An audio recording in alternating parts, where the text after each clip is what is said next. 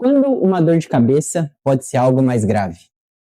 Uma das preocupações que eu vejo frequentemente dos meus pacientes com dor de cabeça é: será que isso pode ser um tumor cerebral?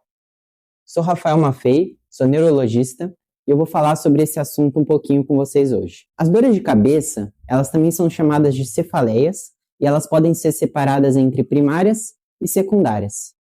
As dores de cabeça primárias, elas são as cefaleias primárias e elas são aquelas em que a dor de cabeça já é a doença em si, ou seja, enxaqueca, cefaleia tensional, ela não é causada por nada subjacente.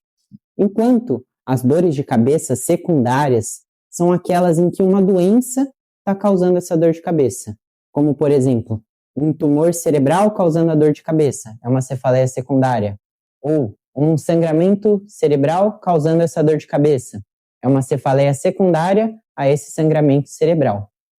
O que eu queria falar para vocês é que a grande minoria, raramente, uma dor de cabeça vai ser causada por um tumor cerebral.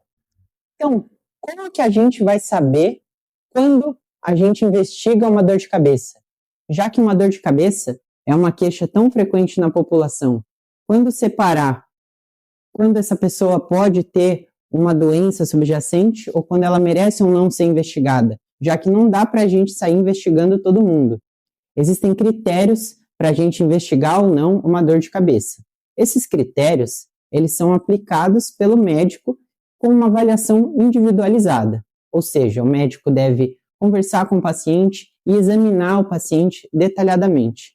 Mas, basicamente, esses critérios dependem da característica da dor, ou seja, foi uma dor no começo súbito, essa dor mudou de padrão, essa dor tem características que parecem mais uma dor de cabeça primária, ou uma característica que parece mais uma dor de cabeça secundária.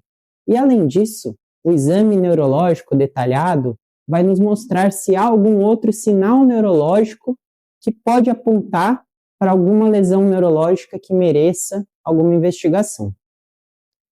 E, além disso, existem características do paciente, como o histórico do paciente. E aqui eu queria chamar a atenção para o histórico de câncer. O título do vídeo fala sobre tumores e o histórico de ter tido câncer ou estar em tratamento oncológico faz com que esse paciente tenha um risco aumentado de ter uma cefaleia secundária e a gente tem uma chance maior de fazer uma investigação. Porque esse paciente pode ter metástases, pode ter uma dor de cabeça relacionada a complicações do tratamento oncológico. E quais seriam as características da dor de cabeça relacionada aos tumores cerebrais? Uma coisa interessante é que o cérebro em si, ele não dói. Diferentemente do infarto, por exemplo, o paciente sente aquela dor no peito, quando há uma falta de sangue no lugar do cérebro causando um AVC, não é frequente o paciente sentir dor. Ele sente uma fraqueza, algum déficit neurológico, porque o cérebro em si ele não dói. Por isso, se a gente tem um tumor pequeno cerebral, ele não vai doer. Quando tem uma dor de cabeça relacionada a uma lesão cerebral, é porque geralmente ela está ocupando espaço no cérebro, porque ela é muito grande, ou porque ela ocupou a drenagem do líquido do cérebro e está ocupando espaço no cérebro, causando compressão da meninge, das outras estruturas, ou porque ela comprimiu a drenagem venosa do cérebro e também causou uma pressão intracraniana aumentada.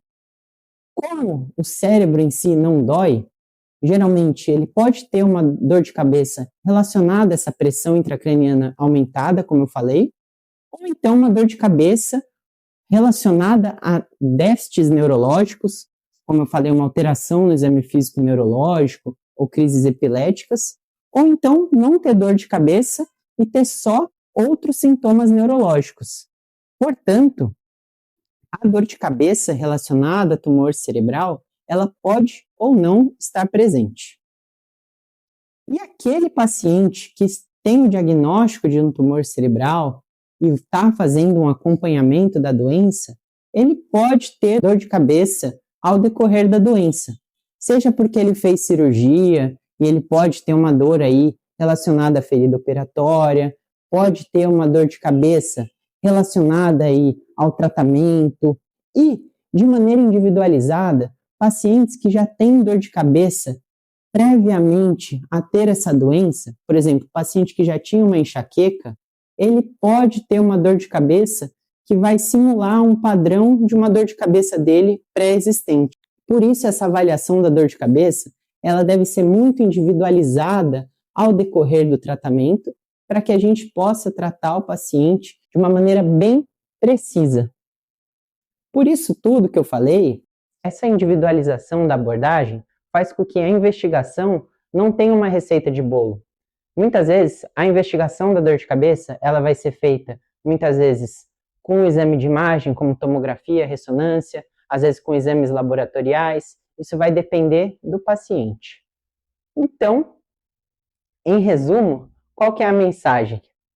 Nem toda dor de cabeça é causada por uma doença subjacente.